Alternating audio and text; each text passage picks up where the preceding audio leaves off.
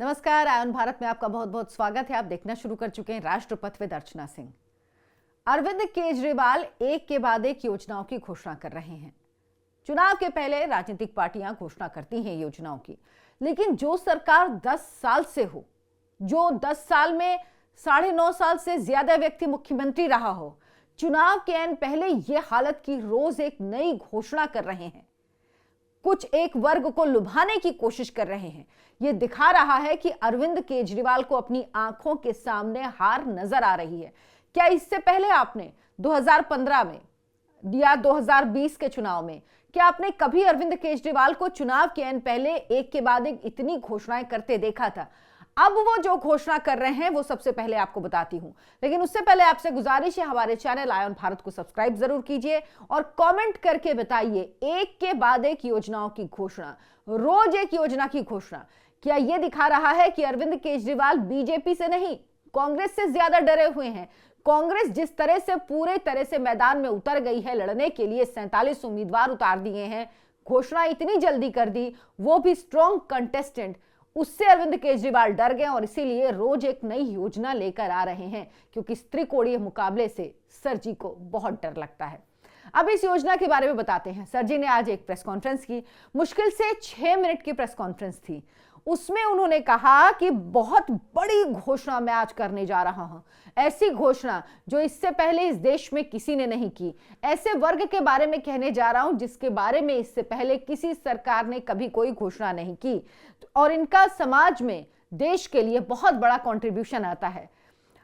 अरविंद केजरीवाल ने कहा किसी पार्टी की सरकार ने इन पर ध्यान नहीं दिया, तो मैं पुजारी ग्रंथी सम्मान योजना की घोषणा कर रहा हूं। अगर हमारी सरकार आई, यानी 2025 में अगर मैं फिर से मुख्यमंत्री बना, तो जो पुजारी होते हैं, यानी मंदिर में जो पूजा करते हैं पुजारी, और जो ग्रंथी होते हैं, जो गुरुद्वारे में होते हैं ग्रंथी, वो उनके लिए मैं 18,000 रुपए प्रति महीने तनख्वाह दूंगा। अरविंद केजरीवाल ने जी हां कहा कि मैं पुजारियों और ग्रंथियों को 18,000 रुपए दूंगा, हर महीने सैलरी दूंगा, और इस अभियान की शुरुआत कल मैं खुद दिल्ली के कनॉट प्लेस के हनुमान मंदिर में जाकर करूंगा। इसके बाद रजिस्ट्रेशन शुरू होगा। कल मैं जाऊंगा हनुमान मंदिर, वहां पर जो हनुमान मंदिर के पुजारी हैं उनका रजिस्ट्रेशन करवाऊंगा। उसके बाद आम आदमी पार्टी के कार्यकर्ता, नेता, ये सब घर घर जाकर रजिस्ट्रेशन करेंगे लोगों का। अब अरविंद केजरीवाल चुनाव के ऐन पहले ये घोषणा कर रहे हैं। वो कह रहे हैं इनका बहुत कंट्रीब्यूशन है, इनके लिए कभी कोई नहीं सोचता, ये हमारे घरों में पूजा करते हैं, अच्छा काम हो या गम हो, किसी भी स्थिति में पूजा पाठ करते हैं, लेकिन इनके बारे में कोई नहीं सोचता, मैं सोच रहा हूं। तो अरविंद केजरीवाल जी, मेरा ये सवाल है कि ये फिर से आपकी क्या एक नई चाल है? आपको पिछले 10 साल में ये ग्रंथी या पुजारी याद क्यों नहीं आए?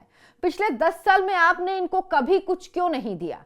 पिछले 10 साल में आपको कभी नहीं लगा कि इनको लिए भी सोचा जाना चाहिए? और खास तौर पर तब जब आपने इमामों के लिए, जब आपने जो मंदिर में अजान देते हैं मुअज्जिन, उनके लिए जब आपने 18,000 रुपए प्रति महीने की घोषणा की थी, तब आपको इनकी याद नहीं आई।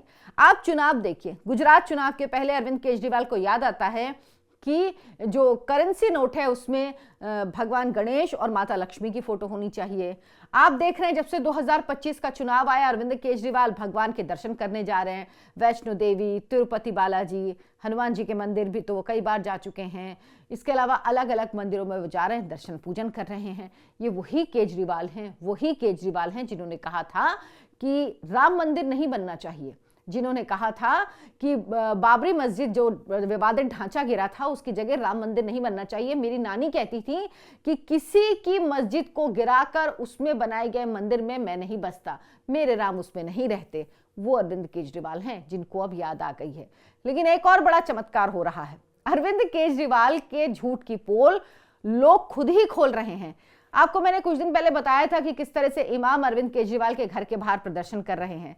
लास्ट वीक गुरुवार को तमाम इमाम अरविंद केजरीवाल के घर के बाहर इकट्ठा हुए थे। उन्होंने कहा कि 18,000 रुपए सैलरी का वादा किया था, 17 महीने से हमें मिली नहीं है। यह सैलरी तो दिहाड़ी मजदूरों से भी कम है, लेकिन वो भी अरविंद केजरीवाल हमें नहीं दे पा रहे। हम अपने बच्चों का पेट कैसे पालें, घर कैसे चलाएं, किराए कैसे दें, जबकि वक्फ बोर्ड से इनको सब कुछ मिलता है। खैर, अब उन्होंने गुरुवार को प्रदर्शन किया था पिछले वीक, तो अरविंद केजरीवाल ने शनिवार को उनसे मिलने का समय दिया कि शनिवार को हम आपसे मिलेंगे।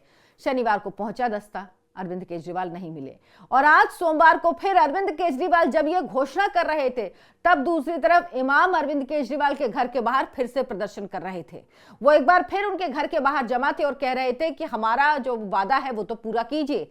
तो सबसे बड़ा सवाल यह है कि जो अरविंद केजरीवाल इमामों को पैसा नहीं दे पा रहे घोषणा करने के बाद, वो जो अब घोषणा कर रहे हैं उसके लिए पैसा कहां से लाएंगे। और जब यही सवाल इस प्रेस कॉन्फ्रेंस में अरविंद केजरीवाल से पूछा गया तो उन्होंने कहा, चिंता मत कीजिए, हमारे पास बहुत पैसा है, दिल्ली के पास बहुत पैसा है, सब कुछ हो जाएगा, आपको उसके लिए परेशान होने की जरूरत नहीं है। सर जी, लोग इसीलिए परेशान हैं क्योंकि उन्हें लग रहा है कि जब आप वादे करके पूरे नहीं कर पा रहे हैं, दिल्ली राजस्व के घाटे पर है, आपसे जब बात की जाती है कि भाई किसी तरह से बताइए कि विकास के लिए आप क्यों पैसा नहीं दे रहे, कोर्ट पूछता है तो आप कहते हैं हमारे पास पैसा नहीं है। जब कोर्ट आपको अल्टीमेटम देता है कि जो आपके विज्ञापन है, जो ऐड है, वो हम बंद करवा देंगे, तब जाके पैसा रिलीज करता है आम आदमी पार्टी, अरविंद केजरीवाल की सरकार, आम आदमी पार्टी की सरकार, विकास के कामों के लिए, RRTS जो बन रहा था उसके लिए। लेकिन अब ये कह रहे हैं, अच्छा दूसरी तरफ एक और बड़ा अच्छा दिलचस्प बात कहिए, सौरभ भारद्वाज जो अरविंद केजरीवाल की सरकार में शामिल है, सौरभ भारद्वाज ने क्या कहा कि इमाम क्यों प्रदर्शन कर रहे हैं, इमामों को तो सैलरी वक्फ बोर्ड से मिलती है, तो ये हमारे यहाँ क्यों प्रदर्शन कर रहे हैं, वक्फ बोर्ड से सैलरी लें। अब सोचिए, चुनाव के पहले अरविंद केजरीवाल के सबसे बड़े और एक बात जान लीजिए, बिना अरविंद केजरीवाल की सहमति के आम आदमी पार्टी में कोई कुछ नहीं कहता।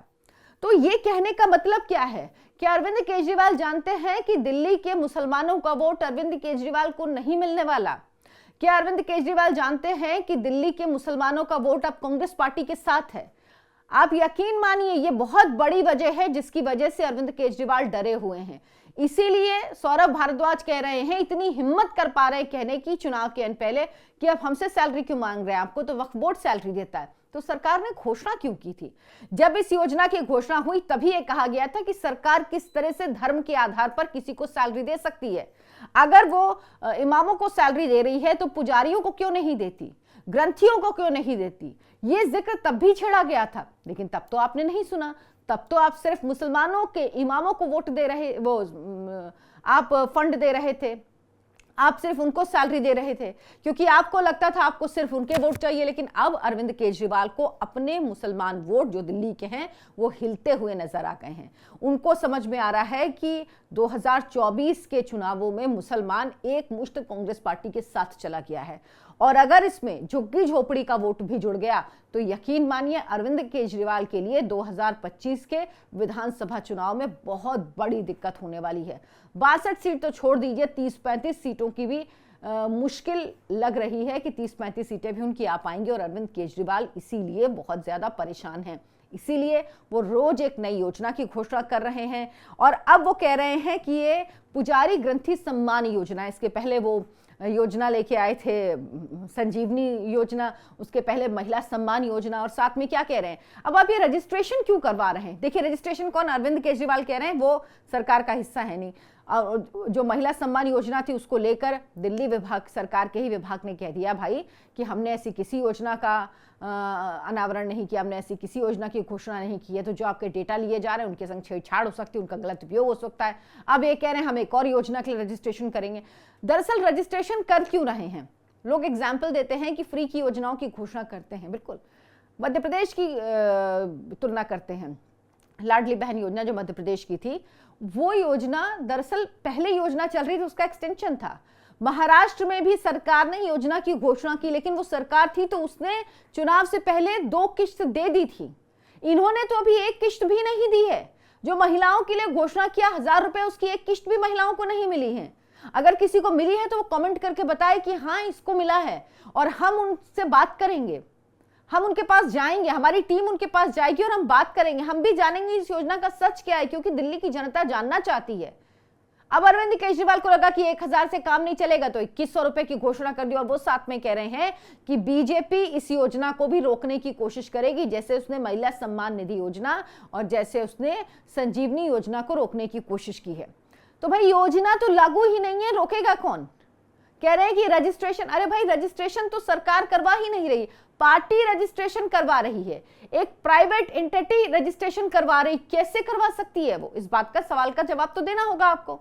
लेकिन अरविंद केजरीवाल ये सब करते नहीं, वो सिर्फ आते हैं, झूठ बोलते हैं, लोगों को बरगलाते हैं। अगर आपको इतना ही है तो सरकार में आप हैं।